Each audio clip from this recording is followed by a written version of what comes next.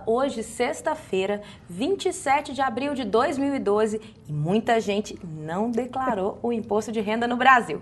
Aqui no estúdio da TV O Tempo, eu recebo o Dr. Paulo César Consentino, presidente da Academia Mineira de Ciências Contábeis, que vai tirar algumas dúvidas para a gente, e a repórter do jornal O Tempo, Helenice Laguardia, que também vai fazer algumas perguntas para os internautas atrasadinhos que já começaram a mandar as suas dúvidas. Você também pode mandar suas dúvidas pelo nosso site www.otempo.com.br. Tudo bem, gente? Tudo bem.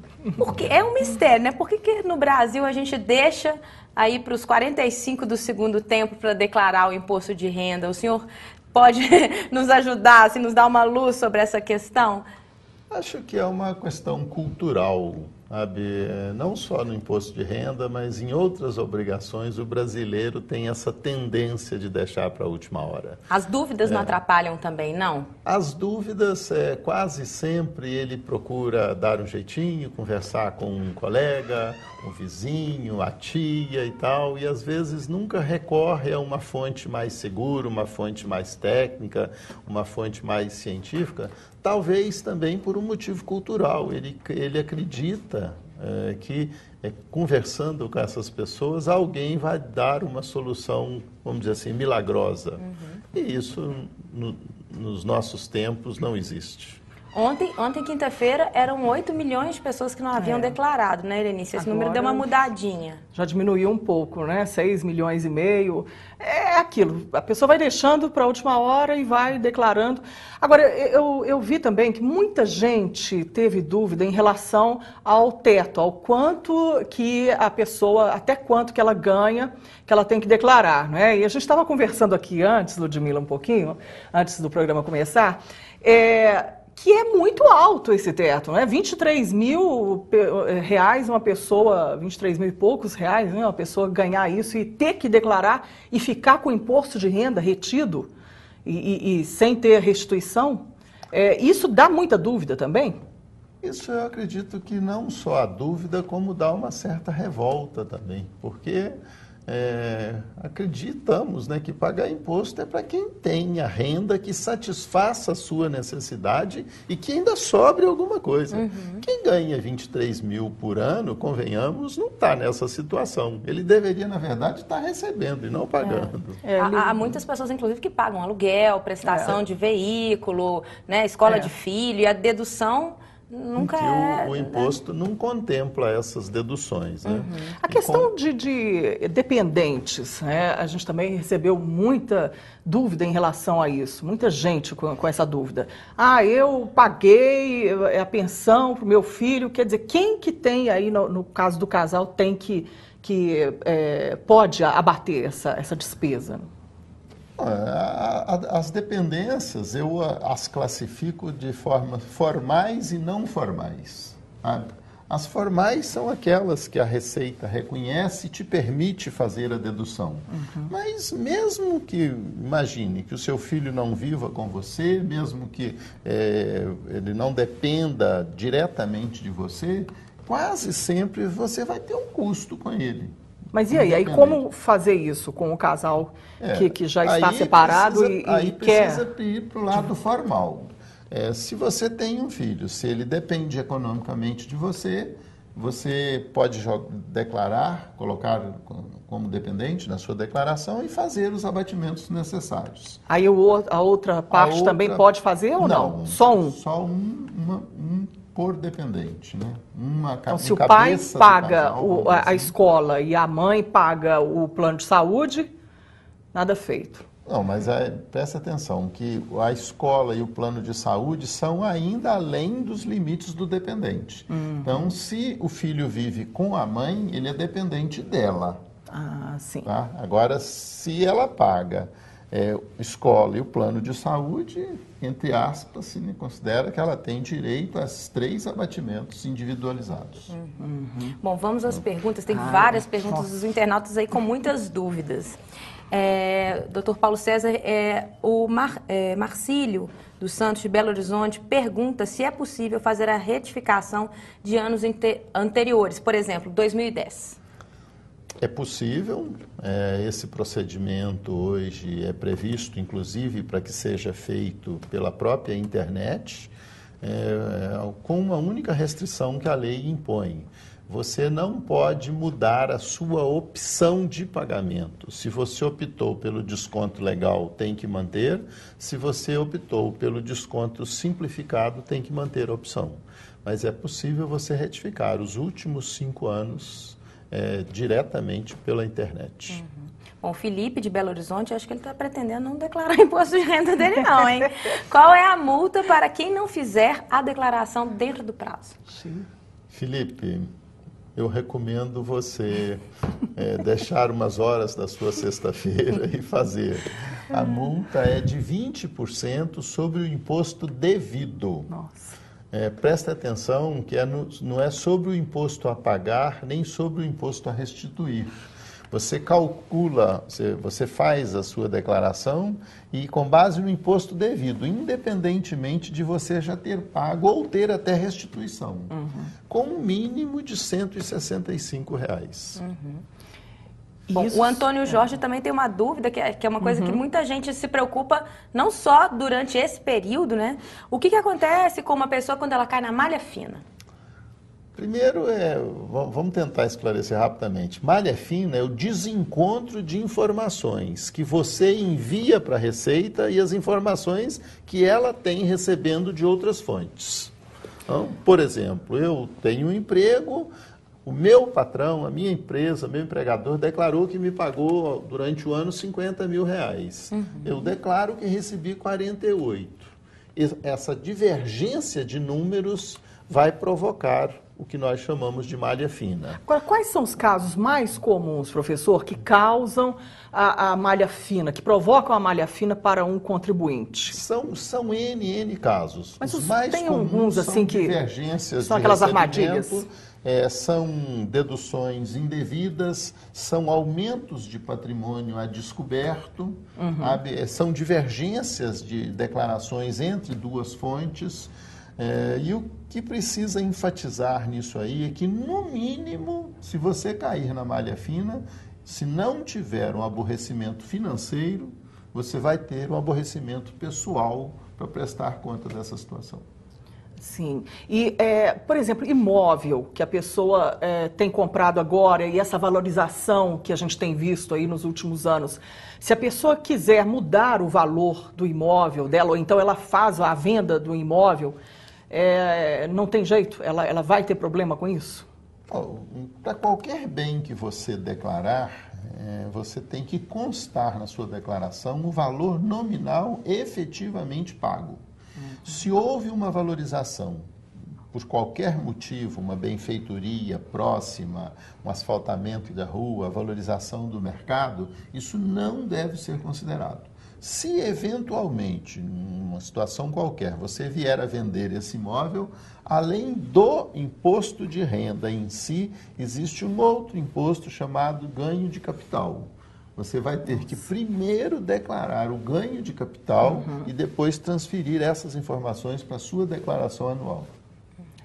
Agora, doutor Paulo César, a vantagem de declarar o imposto de renda o quanto antes é que se na internet essa declaração foi feita com dados incorretos, ainda é possível você fazer uma nova declaração. Como que isso acontece? O internauta que tenha dúvidas aí, eu acho que eu declarei algum dado incorretamente. Como que é feito esse processo? Olha, sugiro que após a digitação de toda a documentação, que você faça uma cópia física impressa e gaste mais alguns minutos ali conferindo aqueles números que você digitou.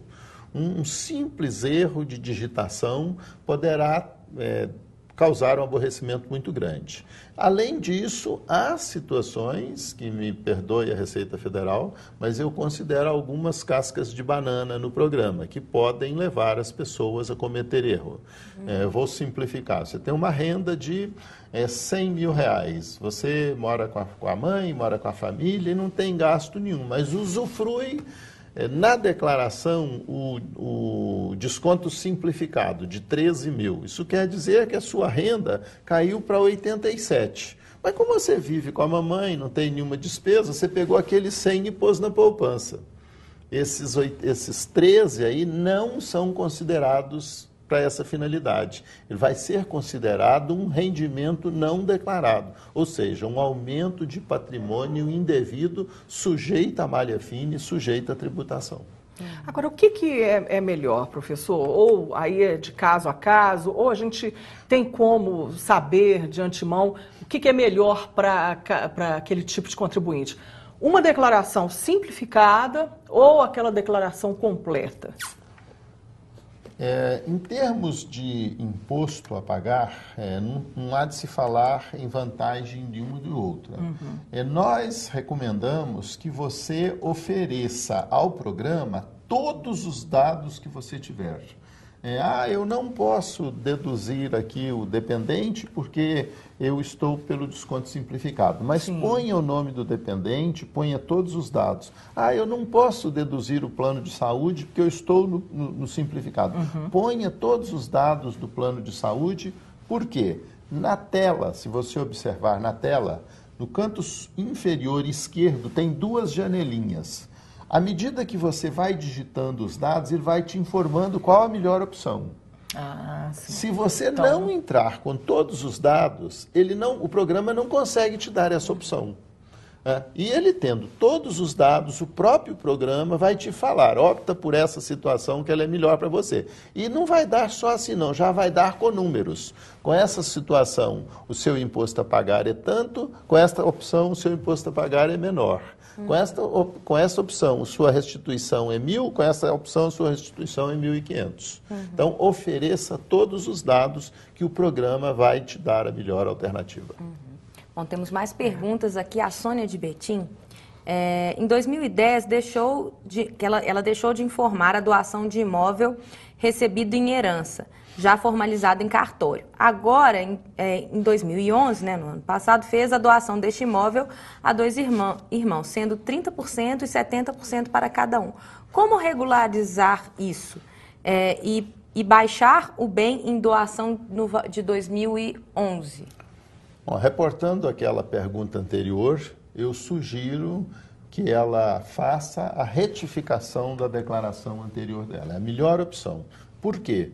Porque os bens havidos por herança não são tributáveis. Então, ela vai poder fazer a retificação, ficar legal e não vai ter nenhum ônus com isso.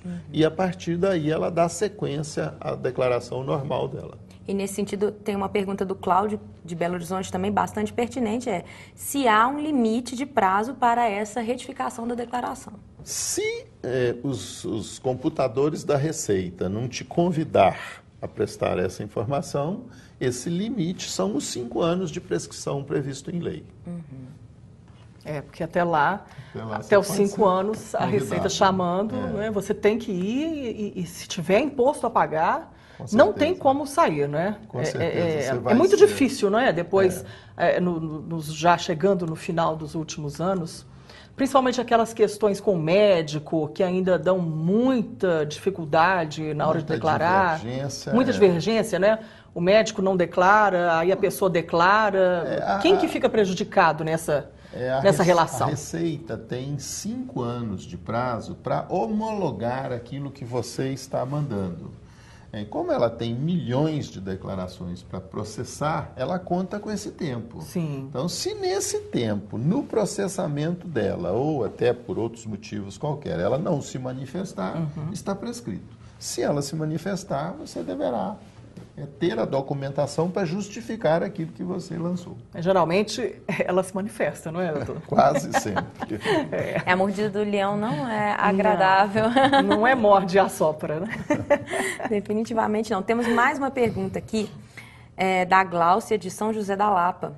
Boa tarde. Adquiri um veículo usado, ano 1996, mas está em financiamento pelo banco. Ainda não acabei de pagar.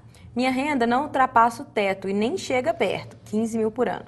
Mesmo assim, preciso fazer a declaração? Compulsoriamente não, Gláucia. com essa renda, se você não estiver enquadrada nas outras condições. São 7 condições que obrigam a pessoa a fazer a declaração, não só a renda. Mas, pelo que ela está dizendo, aí entende-se que ela não está enquadrada nas demais condições. Ela Resumidamente, quais são essas...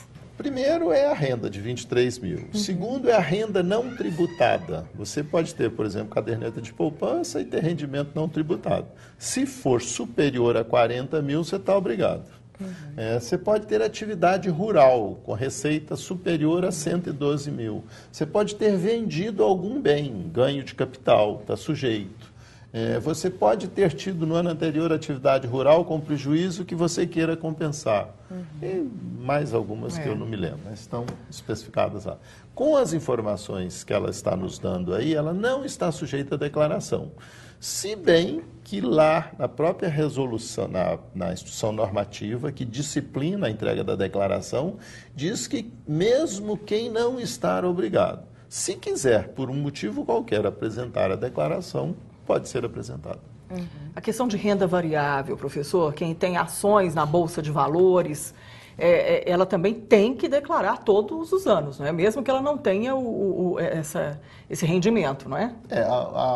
Essa situação aí enquadra-se nessa situação que nós chamamos de ganho de capital, que ela implica na venda de bens móveis, de bens imóveis, e na venda de participações societárias. Que às vezes a pessoa acha, não preciso declarar, né? Não, precisa sim. Há alguns casos, quando essa movimentação é inferior a 20 mil reais por mês, ainda a tem lei esse valor. trata de bens de pequeno valor, que ele não estaria sujeito.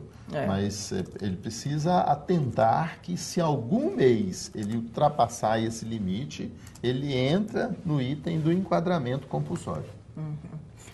Bom, agora eu tenho uma dúvida, eu já declarei, mas eu fiquei um pouco com essa pulga atrás da orelha. Qual que é a diferença se a pessoa investe na previdência privada, o VGBL e o PGBL?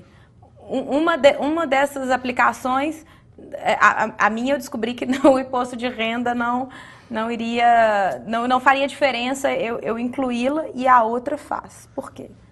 Porque um desses tipos, se eu não me engano, salvo melhor juízo, é o VGBL. A VGBL não adianta nada falar o quanto você paga, né? Por quê? Porque a outra opção, o PGBL, ele te dá direito à dedução até 12% do imposto devido. E essa dedução, se for no caso da primeira opção, VGBL, ela não é possível. Então, quando você vai fazer um plano desse, é conveniente que você faça um pequeno planejamento tributário. Se você vai ter aquela vantagem, se você não vai ter aquela vantagem, para você então fazer a sua opção. Por isso que é bom conversar antes com o agente que você vai contratar, né? Exatamente. E eu ainda fiz uma portabilidade. Eu pagava por um banco e mudei de banco e depois os benefícios aí permanecem inalterados, né? Só questão da instituição financeira. Bom, também temos uma dúvida aqui do Leandro, de Belo Horizonte. Tem uma renda que me obriga a declarar, quase 24 mil. Fiz um estágio remunerado nos meses de outubro, novembro e dezembro de 2012 na Prefeitura de Contagem. Preciso declarar essa renda do estágio? Meu veículo é financiado, preciso declarar também? Obrigada. Sim, infelizmente precisa declarar. Passou dos 23 mil O Leão não perdoa esse tipo de rendimento. Não precisaria dizer, mas há casos piores do que o seu que estão sujeitos à declaração. Você está sujeito à declaração, sim. Também outra pergunta da Sônia. O limite para deduzir valores pagos relativos a plano de previdência privada, né? A gente estava falando disso agora. Tem dado muita dúvida também, né? Isso é em função... Se há limite, né? Para deduzir. Há limite, são os 12% sobre o imposto devido. Aquele imposto que você calcula num primeiro momento, independente de você já ter feito antecipação, independentemente de você ter sofrido desconto na fonte. Não tem como, né, ficar livre dessa questão, né? do plano de previdência privada, a pessoa vai ter que enfrentar isso, né? O plano de previdência privada, no meu entendimento, deve ser feito como uma complementação futura de aposentadoria, né? E como tal, acho que você deve optar para que o rendimento que a tributação, desculpe, efetiva seja no momento que você vai receber. Porque se eu faço alguma coisa para receber daqui 10, 20, 30 anos, seria mais lógico que eu fosse tributado nesse momento, se eu estou tendo algum benefício. É mais um detalhe que a pessoa que vai fazer um plano de previdência privada tem que tomar cuidado. Tomar cuidado. Bom, temos mais perguntas aqui. A pergunta do Pedro Henrique. Quem enviou a declaração optando por pagar imposto devido à vista, tem que enviar uma retificação se mudar de ideia e decidir parcelar? Tem que enviar uma retificação, sim.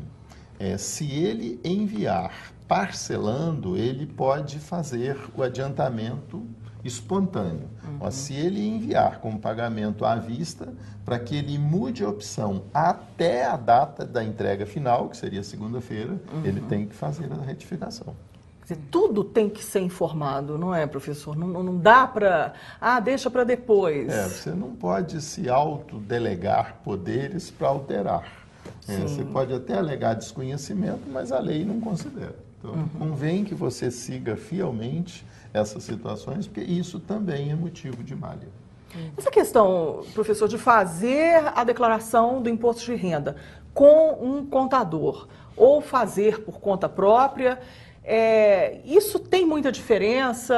A pessoa incorre em menos erros se ela fizer com o contador ou não? Ou isso é independente? A lei é bem complicada e todo mundo corre risco. Corporativamente, eu poderia dizer que fazer com um contador fosse a melhor opção. Sim. Mas eu estou sendo... Eu sou do time que prefere. Eu não consigo fazer declaração eu também morro de imposto medo, de renda. sinceramente. Eu sempre acho que eu vou fazer alguma coisa errada. Eu também. Eu fico assim, ai meu Deus. Eu sempre acho que eu vou cair na malha fina. Eu também. A declaração não se limita àquelas poucas instruções que o imposto de renda costuma divulgar nessa época. É preciso um acompanhamento maior da legislação, é preciso uma atualização maior e há realmente, sim, pequenos detalhes. Quando você preenche a sua declaração, aparece lá, na hora que você vai gravar para enviar, aparece lá uma mensagem. Esta declaração tem patrimônio superior a 1 milhão. Quando isso acontece? Aí pergunta lá, você confirma? Nossa. Quando você clica sim ou não, isso aí leva a outras interpretações, não leva? Que não estaria ali de graça. Então, é bom que se atente para esses detalhes. E o contador, salvo o melhor juízo, acredito que seja a pessoa mais capacitada nesse momento. Temos uma pergunta da Neuza de João Pinheiro. Eu tinha o CRC, pagava anuidade até 1990. Tive o desvio de função no Estado e decidi dar baixa. Gostaria de saber se hoje posso reativar meu CRC. Bom, essa pergunta não está ligada ao imposto de renda, mas posso responder. Acho que os internautas também aproveitam, né, para poder tirar várias dúvidas. Por coincidência, eu fui presidente do CRC, estou bem enfronhado dessa legislação. Você pode, sim, reativar a sua inscrição, mas você vai ter que submeter ao nosso exame de suficiência. Ou seja, você vai precisar estar atualizada com o mercado hoje para poder voltar a exercer a sua profissão. Bom, então vamos voltar ao imposto de renda com a pergunta da Gláucia. Se eu informo uma conta bancária na declaração e essa conta é fechada, como eu faço para ter a minha restituição? A previsão de restituição é via conta bancária. Você não vai conseguir enviar a sua declaração, isso é motivo impeditivo no momento de enviar, se você não citar a conta bancária e a agência. Então, havendo restituição, eu sugiro que você reative essa conta ou terá dificuldade. Pelo menos até receber a restituição, né? Se justificar, né? E aí depois você encerra a conta. E no outro ano declara no outro banco, né? Porque isso tem acontecido demais, não é? A pessoa muda de conta, ela começa a receber o salário dela num outro banco. Acontece muito, então ela não vai querer ficar com duas contas, né? Mas quando você vai clicar a declaração, tem uma exigência lá das conformidades. Então você clica para ver se tem pendência. Sim. Por exemplo, se estiver faltando o seu CEP, é uma pendência que impede a gravação da declaração. E se estiver faltando o número da conta, havendo a restituição, é uma pendência também que impede o envio da declaração. O programa agora já é automático, não tem como fugir disso. A gente tem uma dúvida também boa aqui do Sérgio, de Belo Horizonte. Ele fala que o carro dele foi roubado e recebeu o valor da seguradora e comprou um outro carro. Como ele deve declarar? Nesse ponto, Sérgio, tirando o roubo do carro, o valor não é tributado. Você vai receber. Pelo menos isso, não é? Pelo menos isso. Você vai declarar isso aí no campo destinado a rendimentos isentos e não tributados para justificar possivelmente a compra desse outro veículo. Sim. Bom, tiveram muitas dúvidas, né? Vocês também tiveram, né? Muitas dúvidas. O caderno de economia do Tempo fez uma cobertura bem bacana e respondeu a várias dúvidas. O que você acha, Lenice, que foi a grande questão aí na declaração de imposto de renda em 2012 relativa às atividades de 2011, que a questão que mais perturbou aí os contribuintes? Olha, muita gente com essa dúvida do valor a ser declarado. Isso eu estava até conversando com o professor aqui, né, professor? As pessoas com muita dúvida mesmo, assim, em relação aos 23 mil, um pouquinho a mais que a gente tem aí, né, que tem que declarar. A questão de dependentes também. Muita dúvida de gente que recebeu, que ganhou um terreno de herança e aí tinha que declarar ou não, né? Isso dá muita confusão, que a pessoa ela fica sem saber, viúva, né? Dependente também, sempre, eu posso abater isso, posso abater aquilo. A relação com o médico também teve muita dúvida. Então, o que eu reparei, assim, as dúvidas continuam as mesmas. As pessoas têm um medo enorme de declarar o imposto de renda, porque elas sempre ficam nessa dúvida se elas vão cair ou não na malha fina. O que eu faço para não cair na malha fina? Algumas perguntando se ia ter uma prorrogação no prazo, né? Mas isso aí acabou, não tem mais. Não existe, dia 30 é o último dia. É o último dia mesmo. Né? Como é que a gente estava falando aqui, professor? Dia 1º de... zero hora. 0 hora do dia 1º. As multas já são processadas, como nós chamamos, né, de ofício, automaticamente. Quem não entregou já vai receber um convitezinho, entre aspas, para poder fazer. Agora, o site da Receita funciona super bem, né? Mas não é prudente a pessoa deixar para o dia 30 às 11 da noite. Mas pode dar pânico. É a internet, né? E 6,5 milhões de pessoas tentando acessar ao mesmo simultaneamente tempo, vai provocar um congestionamento e isso não é justificativa para você se isentar da multa.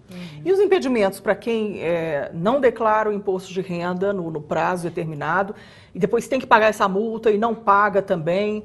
O que vai acontecendo com essa pessoa? Ou caiu na malha fina e vai ter que pagar uma multa lá que ela já sabe e ela vai deixando isso rolar? Vai acontecer que ele vai engordar uma estatística que já é muito grande, desses casos, que ele vai receber uma notificação, vai receber um DARF para fazer esse pagamento.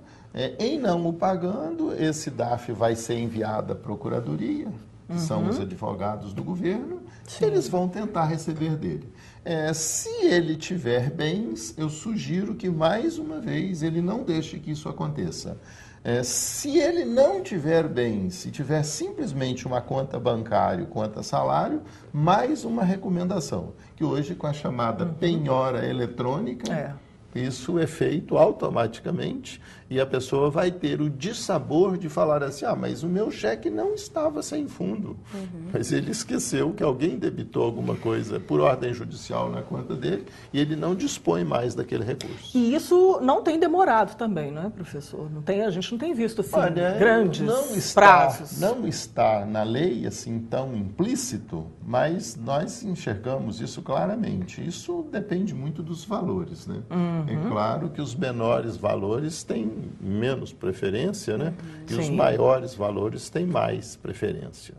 E eles vão sendo reajustados, né? Como que é essa questão da multa, dos juros, juros de mora? O que você deve para o governo hoje é reajustado pela Selic mais 1%.